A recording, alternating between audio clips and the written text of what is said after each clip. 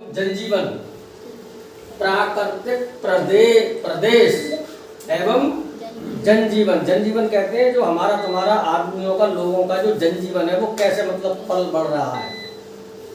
फिर क्या आता है, फिर आता है प्राकृतिक प्रदेश जनजीवन हो गया। आपदा एवं आपदा प्रबंधन। आपदा क्या है, इनका हम आपदाओं से बचने के लिए क्या प्रबंध करते हैं। आपदा एवं आपदा प्रबंधन। देखिए कुछ आपदाएं तो होती हैं प्राकृतिक आपदा, कुछ होती है मानवकृत आपदा। समझ रहे हो नहीं? बच्चों का दिमाग समझने में नहीं है।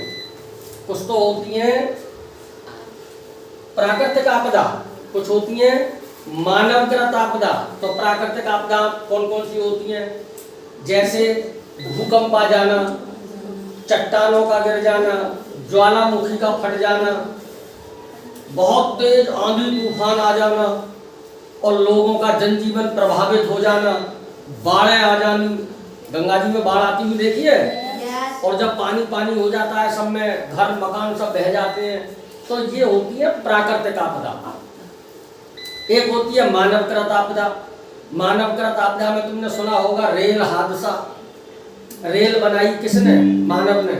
रेल बनाई मानव ने, आदमी ने, और वहां पे एक्सीडेंट हुआ या पलटी या पटरी से उतरी, जो भी कुछ हुआ वो हुआ, वो आती है मानवकृत आपदा। मोटरसाइकिल से जा रहे हो, कहीं टक्कर आ जानी, टक्कर लग जानी, मानवकृत आपदा हो गई। ठीक है, तो प्राकृतिक आपदा और मानवकृत आपदा। तो अब तुम्हारा चलेगा भारत कृषि एवं सिंचाई। इसमें है मानव कृषि एवं सिंचाई। सिंचाई का है इसमें कहीं कुछ, तो ये यहाँ से चलेगा या यहाँ से? वहीं चलेगा। देखिए यहाँ पे देखिए, दो बार आ तो गए, आ गए। पाठ तो है ही, आ गया पूरा साल। प्राथमिक क्रियाएं, निर्वहन, आदि निर्वहन। हाँ देखिए, प्राथमिक क्रियाएं कौन कौन सी होती हैं। निर्वाह कृषि पर कैसे निर्वाह, और ये क्या लिखा है, आदिम निर्वाह कृषि, वाणिज्य कृषि, मुख्य फसलें, फिर नकदी फसलें, कृषि विकास, और फिर प्रश्नोत्तरी। अच्छा, मुख्य फसलें कौन कौन सी होती हैं?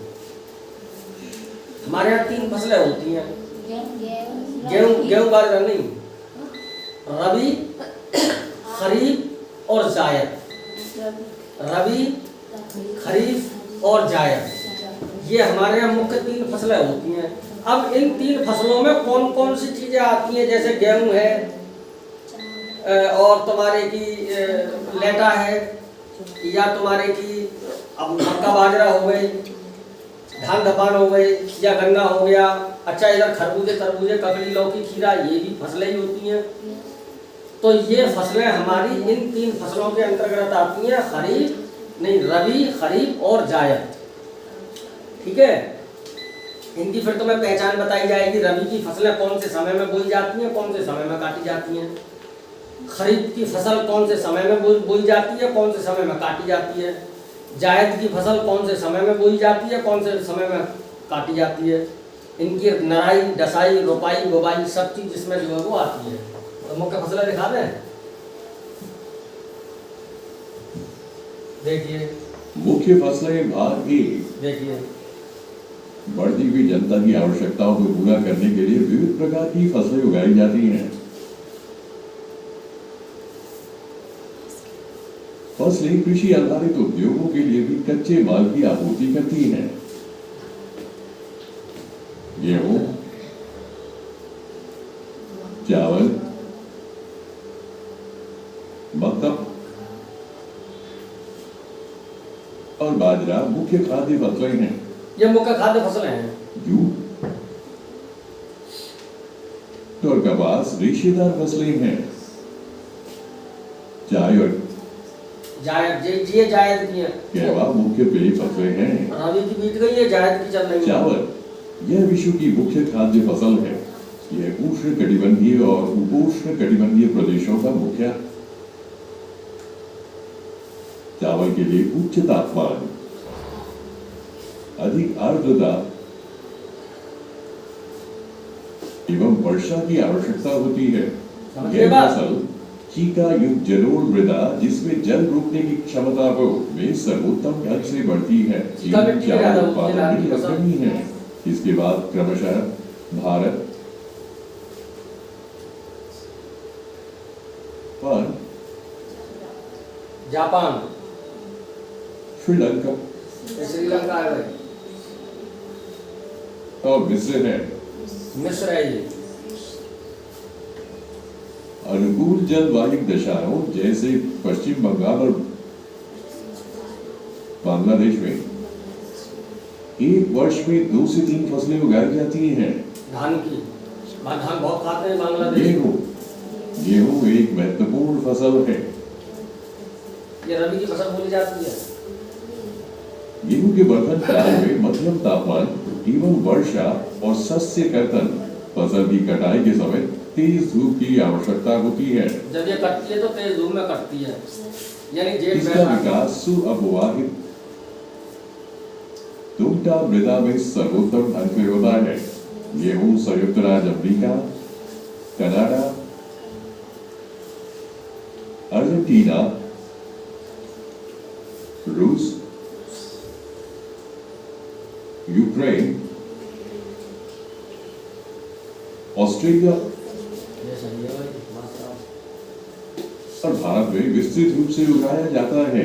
भारत में यह शीत ऋतु में उगाया जाता है। बाजरा इन्हें मोटे अनाज के रूप में भी जाना जाता है और इन्हें कम उपजाऊ और रेतीली मिट्टी पर उगाया जा सकता है। ये ऐसी फसलें हैं जिसे कम वर्षा, उच्च से मध्यम तापमान तथा पर्याप्त सूर्य प्रकाश की आवश्यकता होती है। ज्वार देखिए तुमने ज्वार भाई कैसे रंग की होती है? अरे यार ज्वार पकी हुई कैसे रंग की होती है? तुमने नहीं देखी? रंग बताओ कैसा रंग होता है? मक्का को मकई लाल भी होता है, सफेद भी होता है। होता है।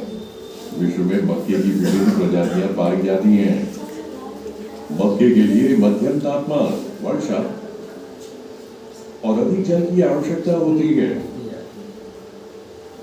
इसे सुअपवाहित उपजाऊ मृदा की आवश्यकता होती है। मक्का उत्तर अमेरिका, ब्राजील,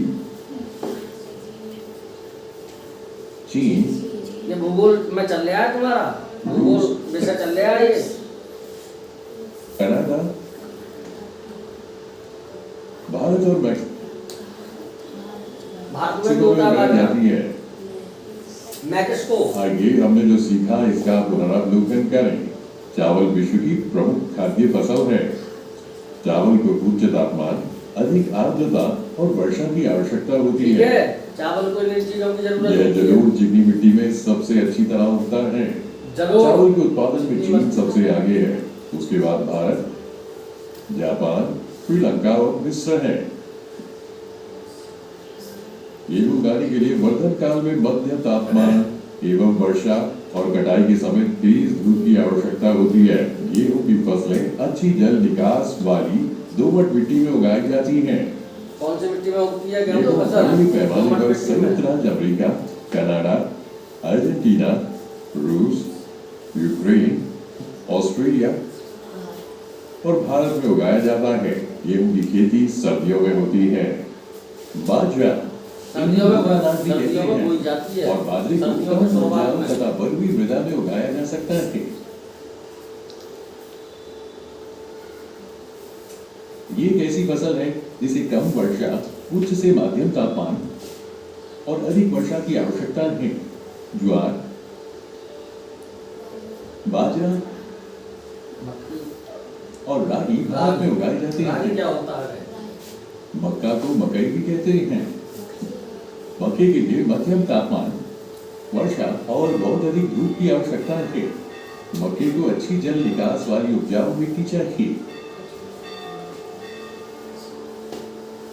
मक्का उत्तर अमेरिका, ब्राजील, चीन, रूस। मक्का कहाँ उगाई जाती है? पढ़ो।